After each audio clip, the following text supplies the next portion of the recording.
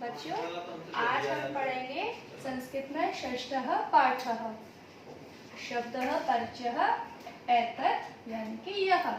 पिछली कक्षा में हमने जब पढ़ा था तो उसमें हमने तत् का रूप पढ़ा था वह। आज हम पढ़ेंगे एतत् के रूप। देखिए पुल्लिंग, पुल्लिंग में जो होता है, पुल्लिंग पिछली कक्षा में बताया था कि जो शब्द हमें पुरुष जाति का बोध कराते हैं वो पुल्लिंग शब्द होते हैं।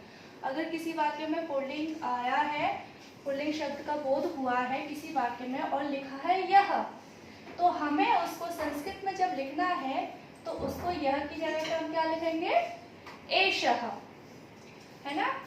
ऐसे ही स्त्रीलिंग, जिन शब्दों से हमें स्त्री जाति का बोध होता है वो स्त्रीलिंग होते हैं। तो स्त्रीलिंग को जब हम यह जो होता है उसको जब हम संस्कृत में लिखते हैं तो लिखते हैं एषा।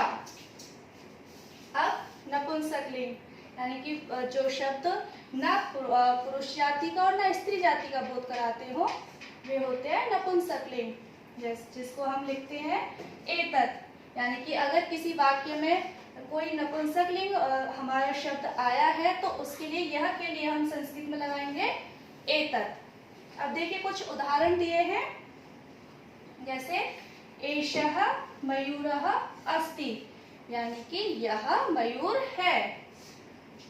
एषा छात्रा अस्ति यानी कि इसका होगा यह छात्रा है, विद्यार्थी छात्रा है। तो देखिए यह मयूरः ये हमारा पुल्लिंग है, तो पुल्लिंग के लिए जो हमने वह था हमारा, वह मयूर मोर है, तो वह के लिए हमने लगाया एषः, यह के लिए, है ना। ऐसे यह छात्रा है तो यह के लिए हमने लगाया एषा छात्रा अस्ति। ऐसे ही एतत् पुष्पम अस्ति यानी कि यह फूल है, तो फूल हमारा क्या है, नपुंसकलिंग है, तो इसलिए हम यह के लिए है लगाएंगे एतत्। ठीक है। तो अब आपका गृह कार्य है कि आपको ऐसे ही पाठ का नाम लिख के और जैसे इसमें उदाहरण लिखे हैं ऐसे आपको अपनी कार्य पुस्तिका में लिखना है।